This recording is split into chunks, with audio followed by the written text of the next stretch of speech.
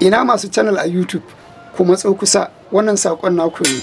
Kamar yadda kuka sani a da za ka iya zuwa ka buɗe YouTube channel ka zo kai ta ɗora aiki kai ta ɗora masa bidiyo, amma baka gani inda kuɗin da ake biyan ka yake sauka. So sakamakon haka ya sa mutane da dama sun gaza, ma'ana sun haƙura da aikin, sun daina yin YouTube.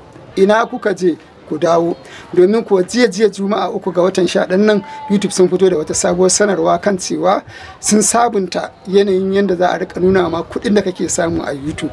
Ma'ana ba sai ka sha wata wahala ba, yanzu kai tsaye a cikin YouTube studio naka, YouTube application naka, za ka na ganin kuɗin da kake samu duk wuni. So idan aka nuna ma kuɗin da kake samu duk wuni, hakan zai ƙara ma ƙwarin gwiwa kasancewa yes lallai kana kasuwanci ne, don haka ka ƙara himma, ka ƙara ƙwazo akan aikin da kake yi. So mu je zuwa kai tsaye cikin bidiyon domin nuna muku yadda abu kai tsaye. Za ka shiga cikin application naka na YouTube studio kamar haka. Bayan ka shiga, so za ka zo nan da aka rubuta earning, sai ka danna shi.